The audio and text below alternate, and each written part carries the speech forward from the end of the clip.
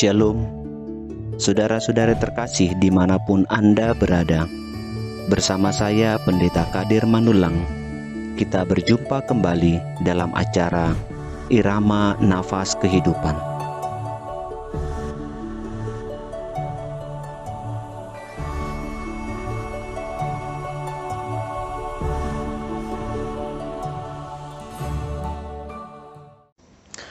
Shalom saudara-saudara yang terkasih, dalam nama Yesus Kristus kita berjumpa kembali dalam Irama Nafas Kehidupan.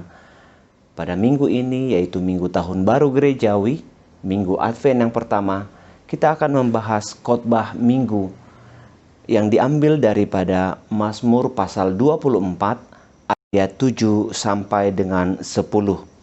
Mari kita membaca firman Tuhan. Angkatlah kepalamu, hai pintu-pintu gerbang, dan terangkatlah kamu, hai pintu-pintu yang berabad-abad, supaya masuk Raja Kemuliaan. Siapakah Raja Kemuliaan? Tuhan jaya dan perkasa, Tuhan perkasa dalam peperangan. Angkatlah kepalamu, hai pintu-pintu gerbang, dan terangkatlah kamu, hai pintu-pintu yang berabad-abad, supaya masuk Raja Kemuliaan. Siapakah dia itu Raja Kemuliaan? Tuhan semesta alam. Dialah Raja Kemuliaan. Demikian firman Tuhan. Saudara-saudara terkasih, saat ini kita memasuki Tahun Baru Gerejawi. Nuansa Tahun Baru Gerejawi ditandai dengan perayaan Advent. Ada 4 minggu Advent, masing-masing minggu memiliki tema yang berbeda-beda. Minggu ini adalah Minggu Advent yang pertama dengan tema pengharapan. Disimbolkan dengan warna ungu, maka seluruh pembacaan pada hari Minggu ini akan diarahkan kepada pengharapan. Mari kita masuk ke dalam nats khotbah saat ini. Mazmur 24 ini adalah tulisan umum yang dibacakan dalam arakan memasuki kenisah atau bait suci. Mazmur ini seringkali dibacakan setiap kali hari Sabat di awal ibadah. Secara tradisi, Mazmur ini dibagi menjadi 3 bahagian, yaitu ayat 1-2 berisi pujian kepada Tuhan sebagai pencipta. Ayat 3-6 lebih merupakan liturgi penerimaan peserta ibadah. Hal ini mungkin sejajar dengan Mazmur pasal 15. Kemudian pada ayat 7 sampai dengan 10 berisi tanya jawab di pintu gerbang yang akan dilewati oleh Tuhan sebagai Raja Kemuliaan. Cara pembacaannya adalah ayat 1 sampai ayat 2 dibacakan oleh umat, ayat 3 dibacakan oleh liturgis, dan ayat 4 sampai dengan ayat 6 dibacakan oleh umat. Kemudian ayat 7 sampai 10 dibacakan bersama-sama. Topik utama Mazmur 24 ini terlihat pada ayat 3. Dengan demikian orang Yahudi mengangkat pujian ini sebagai penghantar ibadah. Mazmur ini merupakan pengingat apakah kehadiran kita di rumah ibadah layak atau tidak. Walaupun Mazmur 24 ini tidak dibuat khusus untuk ibadah, tetapi merupakan refleksi khusus dari Daud terhadap peristiwa pemindahan tabut perjanjian dari Obed Edom ke Yerusalem. Yang pertama kita ingin melihat, bukakanlah jalan bagi Tuhan. Ditandai dengan gerbang dan pintu. Ada pembahasan unik mengenai kata gerbang dan pintu yang harus terangkat untuk menyambut kedatangan Mesias. Apakah yang dimaksud dengan gerbang dan pintu dari nats ini? Dalam sebuah buku yang berjudul Yesaya and the Golden Gate, para ahli teologi dan arkeolog mengungkapkan bahwa gerbang dan pintu adalah Yerusalem itu sendiri, tempat bait Allah berada. Pintu dan gerbang yang tertutup artinya bait Allah telah dirobohkan karena Allah telah berpaling dari bangsanya sehingga bangsa Israel terbuang. Inilah yang dinubuatkan oleh Yehezkiel melalui sebuah penglihatan bagaimana terjadinya kehancuran bangsa Israel. Ketika bait Allah diruntuhkan, maka seluruh gerbang menuju Kenisa itu telah tertutup. Hal ini jugalah yang dikutip oleh Yesus Kristus mengenai bait suci yang akan dirubuhkan dan tidak dibiarkan satu batu pun bertindih di atas batu lainnya. Matius 24 ayat 2. Dengan runtuhnya bait Allah, maka Israel yang pada saat itu berada di pembuangan Babel digambarkan sebagai tengkorak yang berserak di lembah. Sebab pada dasarnya iman mereka kepada Allah telah mati. Namun janji Allah bahwa Israel akan dipulihkan kembali dan dinyatakan. Yehezkiel 36 sampai dengan 39 jelas mengungkapkan bagaimana Israel dipulihkan dari kematian imannya. Ia menggambarkan bagaimana tengkorak yang berserak bertemu satu sama lain dan menumbuhkan daging serta urat dan kulit. Sehingga tengkorak itu bangkit kembali. Setelah pemulihan inilah maka bait Allah akan didirikan kembali. Yehezkiel menggunakan istilah membangun pintu-pintu gerbang pada Yehezkiel pasal 40. Sukacita dalam membangun bait Allah yang baru ini harus terjadi di dalam dua hal. Yang pertama, berjalan melewati pintu gerbang. Artinya menginjak dan mematok. Ini berhubungan kepada wilayah yang akan dimiliki oleh bangsa Israel sebagai bangsa Allah. Sejauh mana kaki melangkah dan menginjakkan tanah, maka tanah tersebut menjadi milik bangsa Israel. Inilah yang ditekankan oleh Yosua pasal 1 ayat 3. Setiap tempat yang akan diinjak oleh telapak kakimu, kuberikan kepadamu, seperti yang telah kujanjikan kepada Musa. Berjalan bukan hanya menentukan wilayah, namun juga harus bekerja untuk menyingkirkan batu-batu penghalang yang berlubang harus ditimbun dan yang bergundak harus diratakan. Lukas 3 ayat 4 sampai dengan 6. Yang kedua adalah membuka dan membangun.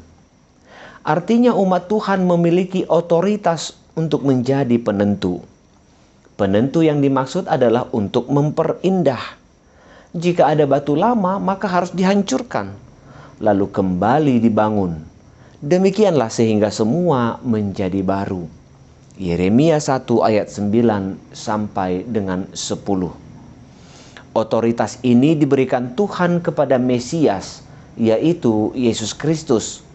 Sebab hanya kepadanya diberikan otoritas kunci rumah Daud. Yesaya 22 ayat 22.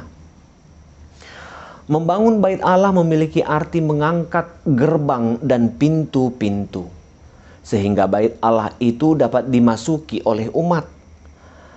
Ketika bait Allah yang lama telah dihancurkan, maka bait Allah yang baru harus berdiri. Tetapi pondasinya tetap sama. Itu sebabnya dikatakan pintu yang berabad-abad, sebab janji keselamatan dari Allah telah dinyatakan selama berabad-abad sejak permulaan bumi. Tetapi pembaharuan harus terjadi. Perjanjian harus digantikan, bukan lagi oleh darah kurban, tetapi oleh darah Yesus Kristus. Sebagai umat penentu di mana Allah memberikan mandat itu bagi orang percaya, maka jelaslah tugas kita adalah untuk memperindah atau merenovasi, menghancurkan atau membangun, melepas atau mengikat. Mari kita bandingkan Matius 16 ayat 19 yang berkata, "Kepadamu akan kuberikan kunci kerajaan surga. Apa yang kau ikat di dunia ini akan terikat di surga. Dan apa yang kau lepaskan di dunia ini akan terlepas di surga." Yang kedua, Raja Sang Mesias. Nats kita saat ini menunjuk kepada Mesias, karena Raja kemuliaan itu adalah Tuhan Yesus sendiri. Yohanes 1 ayat 14. Siapakah Raja kemuliaan?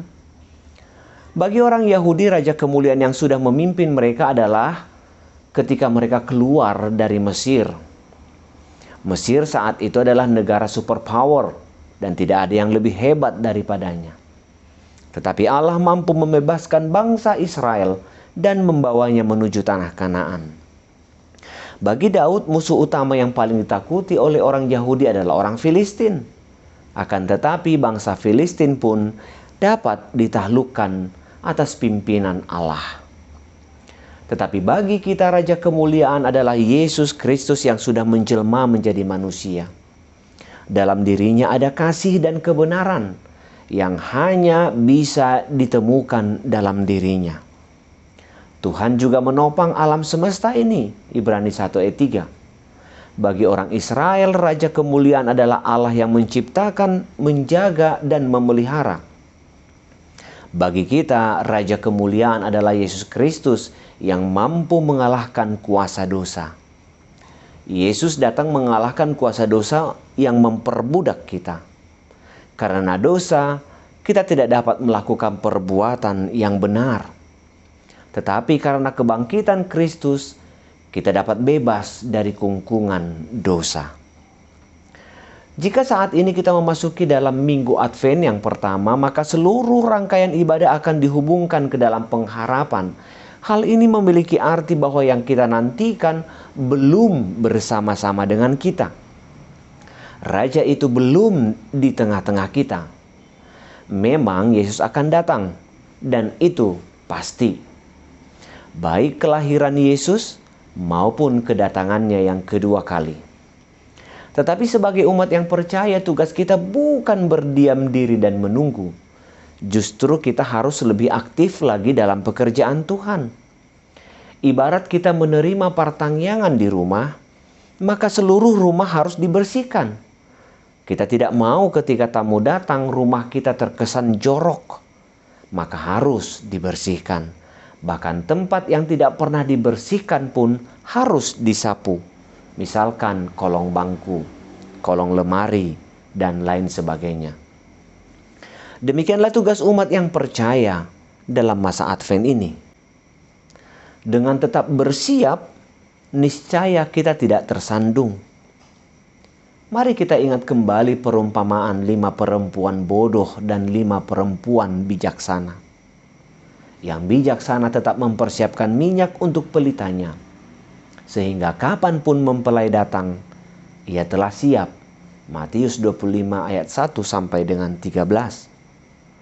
Namun seraya berpengharapan akan kedatangan Mesias, mari mengkoreksi diri, membongkar seluruh kehidupan, bersihkan seluruh jiwa di hadapan Tuhan.